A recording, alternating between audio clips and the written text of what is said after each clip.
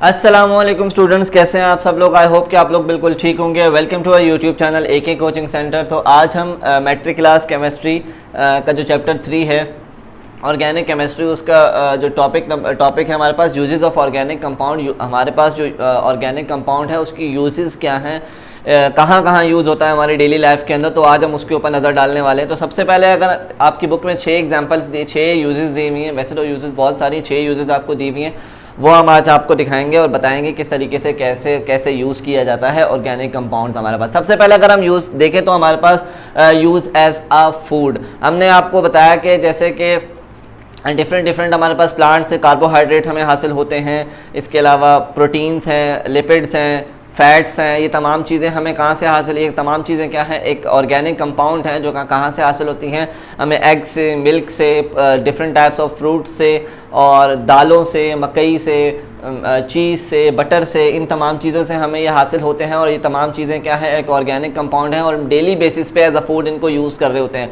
हम जो खाना खाते हैं उसमें ज़ाहिर सी बात है उसमें कार्बोहाइड्रेट भी इस्तेमाल होता है, उसमें प्रोटीन्स भी होते हैं, उसमें हम जो फ्रूट्स इस्तेमाल करते हैं उनमें वाइटामिन भी होते हैं, हम मिल्क यूज़ करते हैं, इन तमाम चीज़ों के अंदर fats and oil and carbohydrate तमाम चीज़ें मौजूद होती हैं जो कि हम यूज़ करते हैं एज अ फूड, यूज़ करते हैं हम ह्यूमन बींग्स। ठीक है, उसके बाद अगर दूसरे नंबर पे हम एग्जांपल ले तो हम as a use as a clothing, जो ऑर्गेनिक कंपाउंड हैं हम उनको एज अ क्लॉथिंग, कपड़े बनाने के लिए भी इस्तेमाल करते हैं। आपने नाम सुना होगा कॉटन का, कॉटन भी क्या है, एक ऑर्गेनिक कंपाउंड है। इस तरीके से अगर हम देखें तो कुछ हमारे पास जो कपड़े होते हैं वो नेचुरली तौर पर मौजूद होते हैं, जैसे कॉटन हो गया, सिल्क हो गया, ETC वगैरह, ये हमारे पास नेचुरली पाए जाते हैं। और कुछ हम सिंथेसाइज करते हैं, जैसे कि आपने पॉलिस्टर का नाम सुना होगा। इन तमाम चीज़ों को हम जो कपड़े हैं इनको फाइबर से इस्तेमाल करते हैं। फाइबर आपको पता है डिफरेंट फाइबर से मिलकर बनते हैं ये कपड़े, और फाइबर आपको पता है कि क्या होता है, रेशे होते हैं, जो डिफरेंट रेशे होते हैं जिनसे मिलकर एक पूरा कपड़ा बनता है।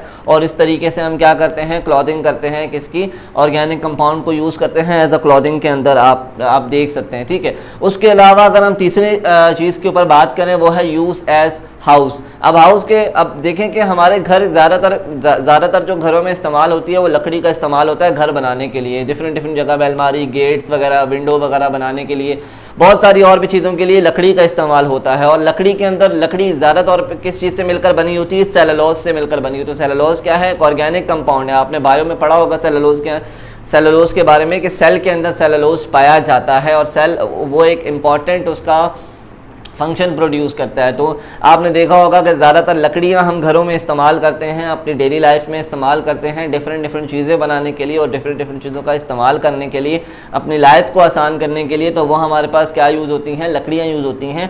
तो ये भी क्या है, हमारे पास एक ऑर्गेनिक कंपाउंड का यूज़ है, बहुत इंपॉर्टेंट हमारे पास यूज़ है। उसके अलावा अगर हम देखें तो हमारे पास use as a fuel use होता है। आपको मैंने इसके पिछली वीडियो में एग्जाम्पल बताई थी कि कोल हो गया, इसके अलावा पेट्रोलियम हो गया, नेचुरल गैस हो गया, ये तमाम चीज़ें एज अ फ्यूल इस्तेमाल होती हैं जो कि हम अपने घरों में भी इस्तेमाल करते हैं, अपनी रोज़मर्रा की ज़िंदगी में इस्तेमाल करते हैं। आप पेट्रोल को देख लें, आप डीजल को देख लें, आप कैरोसिन ऑयल को देख लें, आप घर में आने वाली नेचुरल गैस जो मीथेन मौजूद है उसको देख लें, डिफरेंट हमारे पास गैसेस मौजूद है जो हम घरों में इस्तेमाल करते हैं। और गाड़ियों में हम फ्यूल इस्तेमाल करते हैं, कोल का इस्तेमाल करते हैं बिजली बनाने के लिए। बहुत सारे इस्तेमाल है हमारे पास एज अ फ्यूल, किसके, ऑर्गेनिक कंपाउंड के, जो कि हमें बहुत ज़रूरी हैं। अगर आजकल की ज़िंदगी में अगर हम एज अ फ्यूल इन चीज़ों को हटा दें तो बहुत ज़्यादा हमें मसाइल का सामना करना पड़ जाएगा। ठीक है, तो ये हमारे पास क्या है, लास्ट वीडियो में आपको बहुत ब्रीफली इसके बारे में बताया कि फ्यूल क्या होते हैं, कोल, पेट्रोलियम और जो नेचुरल गैस है किस तरीके से बनती है, कहाँ मौजूद होती है। तो ये हमारे पास एज अ फ्यूल इस्तेमाल होते हैं, कोल हो गया, पेट्रोलियम हो गया या फिर नेचुरल गैस हमारे पास। ठीक है, उसके बाद अगर हम बात करें uses of use as a medicine, हमें मेडिसिन में भी आपने देखा होगा कि प्लांट्स की, बहुत सारे प्लांट्स हमारे पास मेडिसिन में जो उनकी जो जड़ी बूटियां हैं वो मेडिसिन में इस्तेमाल होती हैं। लेकिन ऐसा बिल्कुल भी नहीं है कि कोई भी अगर प्लांट अगर वो सेहत के लिए अच्छा है तो उसको पीस के खाना शुरू कर दिया जाए। जो प्लांट्स जो हैं वो मेडिसिन के अंदर यूज़ हो रहे होते हैं, उनको जो है ना, जो साइंटिस्ट वगैरह हैं, जो डॉक्टर्स वगैरह हैं, उसकी कस्टडी के अंदर रखा जाता है, उसके ऊपर स्टडी रिसर्च की जाती है। उसके बाद वो एक ख़ास मिकदार में उसके अंदर जो है ना हमारी जो मेडिसिन हैं टैबलेट्स वगैरह उसके अंदर यूज़ होता है। ऐसा नहीं है कि बिल्कुल भी हम कुछ भी हमें लगे कि यार अच्छा है तो इसको पीस के खाना शुरू कर दो, ऐसा बिल्कुल भी नहीं होता। तो हमारे पास जो डिफरेंट प्लांट्स हैं, जो ऑर्गेनिक कंपाउंड्स हैं, वो कहाँ यूज़ होते हैं? हमारी मेडिसिन के अंदर यूज़ होती हैं। आप जैसे कि एंटीबायोटिक का नाम सुना होगा। एंटीबायोटिक क्या करती है? हमारे पास बैक्टीरिया, अगर कोई ऐसी बीमारी जिसमें बैक्टीरिया कॉज हुआ है तो बैक्टीरिया को किल करने का काम करती है, ठीक है। और एंटीबायोटिक बनाई भी बैक्टीरिया से ही जाती है हमारे पास। तो ये तमाम चीज़ें हमारे पास किससे रिलेट करती हैं? मेडिसिन से रिलेट करती हैं कि ऑर्गेनिक कंपाउंड हमारे पास जो है डेली लाइफ में मेडिसिन के अंदर भी इस्तेमाल होते हैं। और आजकल देखा जाए तो हर कोई मेडिसिन पे जिंदा है, क्योंकि हर किसी को कोई ना कोई बीमारी लाजमी होती है। तो ये भी देखें कि हमारे पास कितना मेजर जो है इसका यूज़ हो रहा है मेडिसिन का भी, और ऑर्गेनिक कंपाउंड का हमारी डेली लाइफ के अंदर सबसे ज़्यादा, मेरे ख्याल से सबसे ज़्यादा यूज़ तो हमारे पास क्या है? मेडिसिन का ही यूज़ होता है, ठीक है।